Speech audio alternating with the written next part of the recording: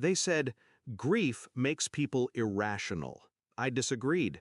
Grief made me sharper.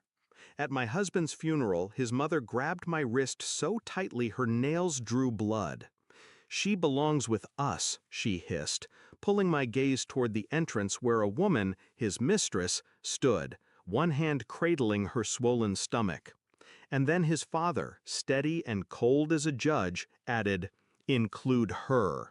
I smiled. I already have. They didn't understand. Not yet.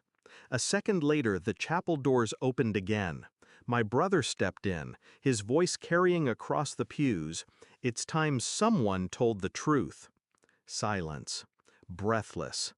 And in that silence, I remembered how this story really began. I met Daniel at 19. He had a smile that looked like a promise. I believed him when he said, "forever." I built my world around that word. Years of birthdays, anniversaries, late-night whispers about children we'd have.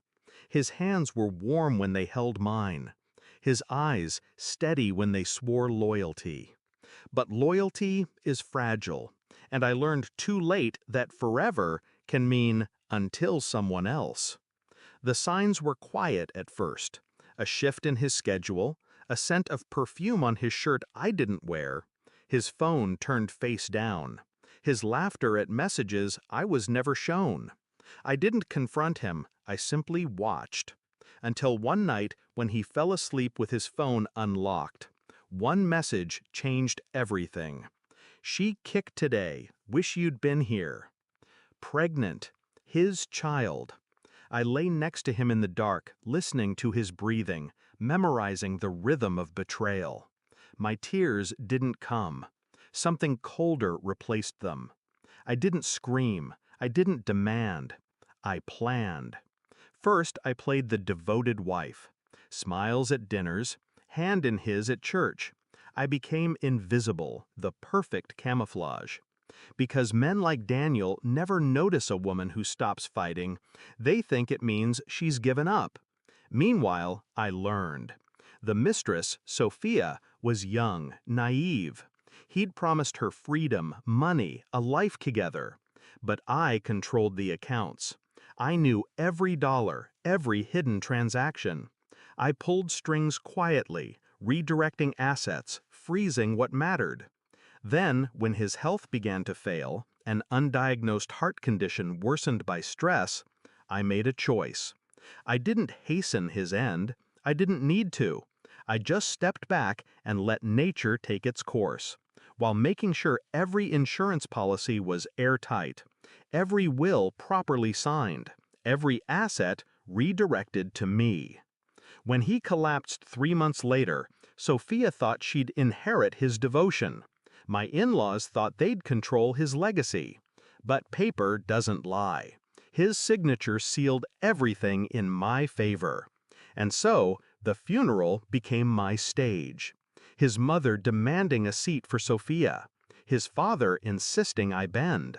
They thought I was weak. They thought love had made me small. But love had burned away. All that remained was clarity.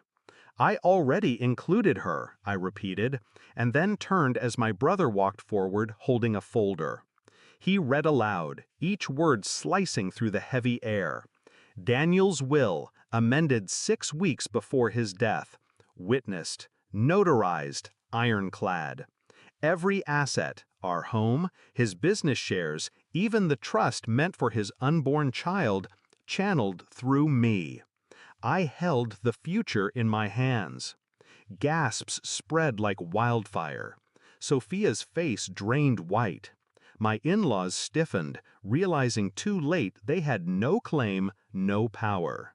Then my brother's final words. And in case anyone doubts, Daniel confessed in writing that the affair was his mistake, his alone. He wrote this so his wife would not carry shame that was never hers. The room froze. Sophia clutched her belly, but her eyes never left mine. She knew what I'd done. I hadn't just taken his legacy. I'd taken the story she thought she'd own, the narrative of the grieving mistress. I stripped it bare.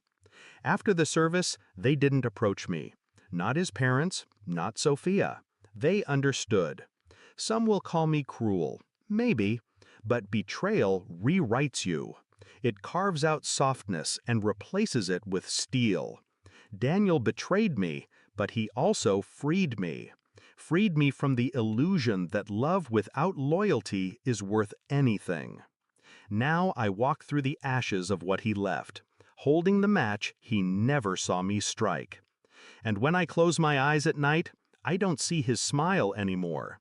I see the moment his parents realized they lost.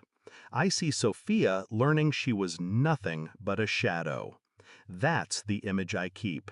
Not to savor cruelty, but to remember. Justice isn't loud, it's silent, precise, and it waits until the perfect moment to speak.